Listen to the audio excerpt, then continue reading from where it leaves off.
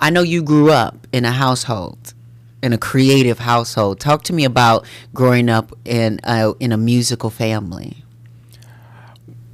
Well, growing up in a household where not only my parents are musicians and they sing, but you have cousins who also produce and Wow. create things, and aunts and cousins who sing. So it's a lot of that going on, and not just our household, but in other people's houses. Did they feel like So- competition or? No, not competition, just extensions of where it started, which was my grandmother's house, my dad's side. Oh, we love that. Yep, Sally Francis. And did you also did you grow up in the church at all? Yes, not too tough. Where it was like we were in church, Monday through Friday, and then every other Saturday, 5 hours on Sunday. It wasn't like that. It was literally church on Sunday, and I would tag along with my mom to when she would have a choir rehearsal. Yes, yes. So I would just kind of, if she didn't have a babysitter or something like that, then I would just kind of tag along. But I never felt like too bored because there were also other children there, even though I'm my only child.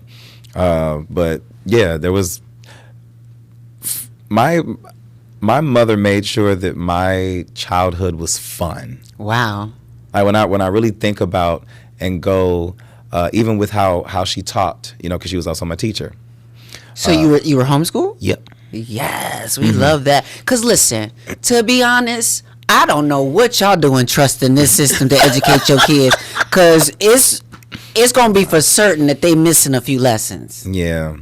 So your mama homeschooled you. That's amazing. Yeah, she was actually teaching music in public schools for 20 years before I came along. Wow. So I had the perk of not only having an older parent who had a bit more patience and was, kind of stabilized in their adulthood, but had insight on, certain environments, and, was like, okay, no, I'm gonna do this myself. And the fact that my parents were in a position where she could stay home and teach me and work, because she was also teaching music. Of course. So she would have her students. She would be teaching at different churches or after school programs. So it was. So with her teaching, did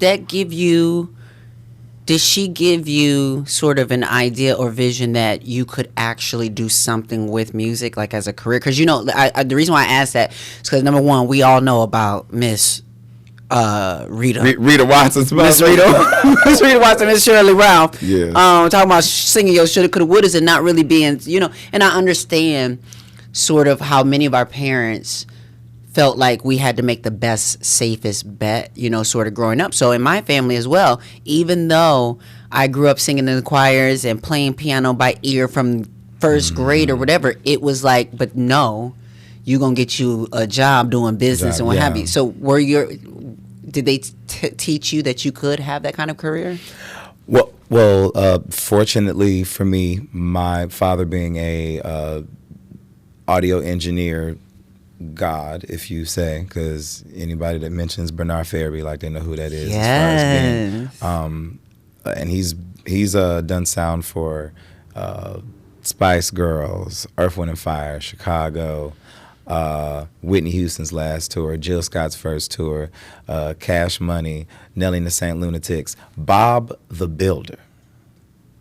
Wow. Like, you name it, he done did sound for him. Beyonce and Jay-Z, Rihanna, Jay-Z, and Kanye watched the throne, all that stuff. Like, and one of my first concerts that I was able to go to was Earth, Wind and Fire as a kid.